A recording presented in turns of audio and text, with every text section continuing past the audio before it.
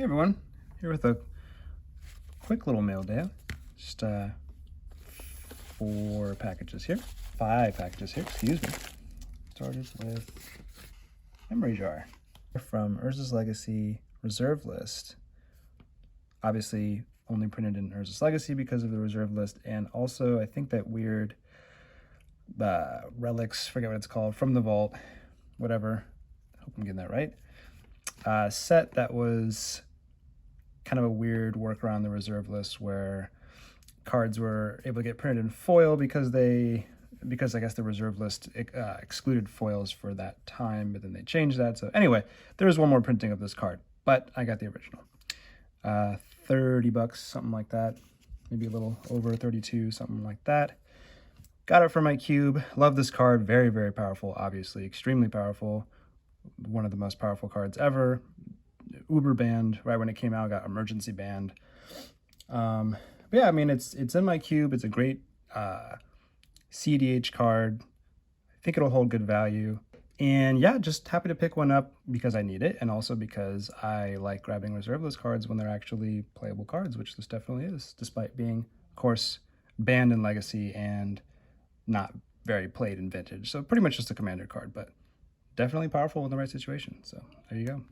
Got a nice little package here. Oh, this is a big package. Got a few goodies. So start with kind of a big, obvious money card here. Got a nice little foil Sheoldred. Don't actually have any real plans for this card. Just wanted to grab one because it's so expensive, and I know it's just such a powerhouse in so many formats. I mean, it's probably the most expensive card in Standard right now. Probably the one that sees the most play across all formats, except for maybe like Fable the Mirror Breaker. It's probably even maybe more because it sees play in Vintage. So yeah, just wanted to grab one now. I'm a little late on grabbing it. I think if I really wanted to, spec on it, it obviously could have grabbed it when it was even, when it first came out, it was like 30 something bucks. And I mean, that's a lot better than what it is now. It's like 60, 70 bucks already. But yeah, I did want to grab one because I just think that even at 70, it could still go up from here. Again, seeing play in like literally every format. There's my face. And Standard's gonna rotate soon. So, it's such a good card that I figure when Standard rotates gets smaller, it'll quite possibly see even more play. So even though it's 70 bucks, I think now is actually probably an okay time to grab one. We'll see if I'm mistaken there, but yeah, just wanted to grab one before it gets even crazier. So there it is. Nice little slow land for my cube. Got the pre-release version. Just kind of felt like getting that version. Not really, don't have a great reason, but yeah, just kind of what I felt like getting. So got that for my cube, and explained this in another video that I think that these could go down because of Standard rotating soon, but I also think that they're just great lands that will see play in EDH, and just, I don't mind grabbing them now, even though they could go down a little bit possibly. So a little natural order on the back. Yeah, just one of my favorite cards, just such a classic card.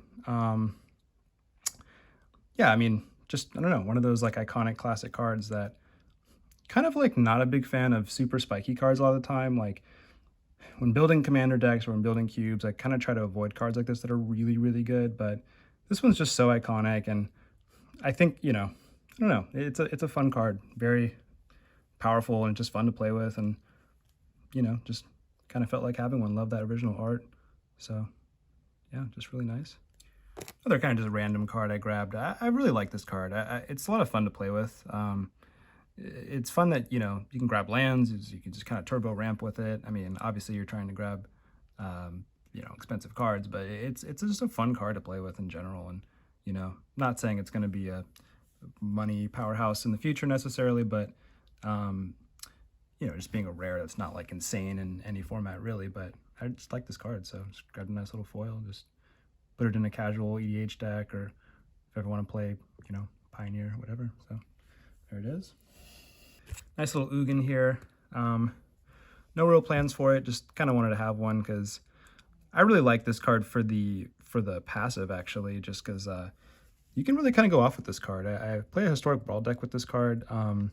That's just kind of all about like playing eggs and going off with like Aetherflux Reservoir and stuff like that, Semblance Anvil. So yeah, just kind of grabbed one, just thinking about possibly building something like that at some point, but you know, wasn't too expensive anyway, so yeah, $3-4, why not?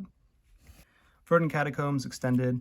I've made a point of these before that I trying to pick these up now, these Modern Horizons lands, because they're just so cheap. I mean, this was like $14 or something, and you know, these used to be so expensive, and obviously, you know, they've been reprinted. Obviously, Wizards is trying to lower the price a little bit, but you know, I do still think when they're in the low teens like that, I don't see them ever going too much lower, and they're always going to be played, always going to be relevant.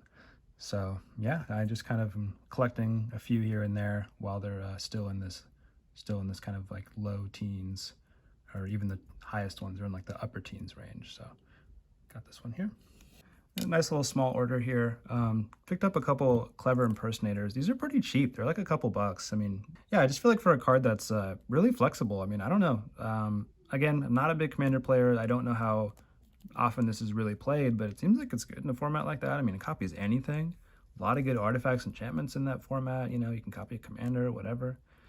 So we'll see. I just wanted to grab a couple now while it's still very cheap. It's only been printed a couple times, so it's a mythic. I could definitely see it going up.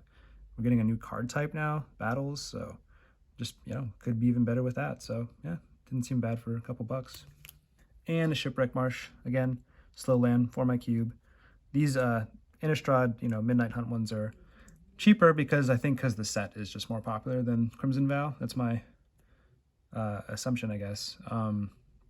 So yeah, this was like $3 or something. One of the better ones because it's like good color combination right now, good color combination in general. And in blue-black is typically a slower color pair, so they like this more than, say, like, you know, red-green would like it. So yeah, not bad. All right, pretty huge order actually, but a lot of it's just this huge stack of tribute mages, which it's kind of just one of these things that happens sometimes. That for whatever reason, some stores are just selling stuff at a really good deal. Not really sure like why. But this particular store was selling tribute mages at like 5 cents a pop. It's like $1 card. So I said, okay, I'll buy all of them at 5 cents a pop. Obviously, I don't need them, but you know, when they're that cheap, like why not? It's a good card. It's in my cube, artifact cube, enchantment cube. So yeah, I mean, you know, when you see a deal like this, I just feel like why not snap it up? You know, a little goofy looking, but I don't see the harm. Same with these banners here. Let's see if there's any more here. No, that's it, I think.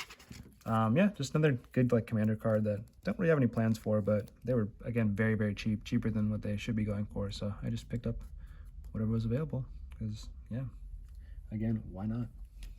Skullclamp. Really want this in my cube because it's just such an iconic artifact. I really do love this card, but it's just so good. It's just a little bit too good, I think. It's just so easy to break. I mean, just obviously a huge design mistake. So I did grab one just because, you know, it wasn't super expensive. I always kind of wanted one.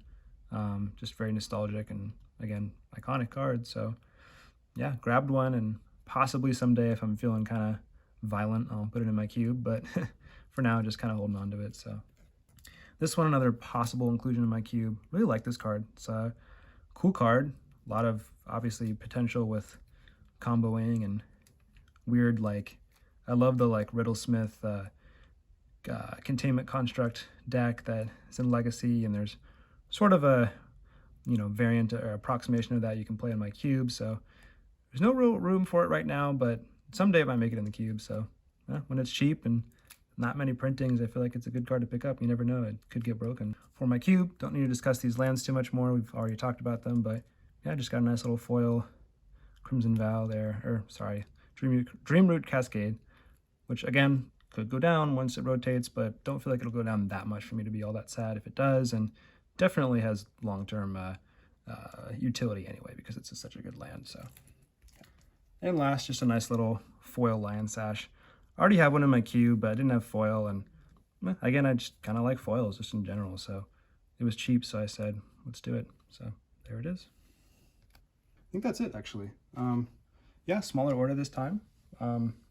Got some more coming, though. Still filling out that cube and making a few specs. Got Marsh and the Machines coming, so anyway, we'll see what happens, but thanks for watching. Definitely comment if you have any, you know, specs of your own you're making, or any suggestions for my cube, any Phyrexia picks that you're excited about. So yeah, just let me know, and take care.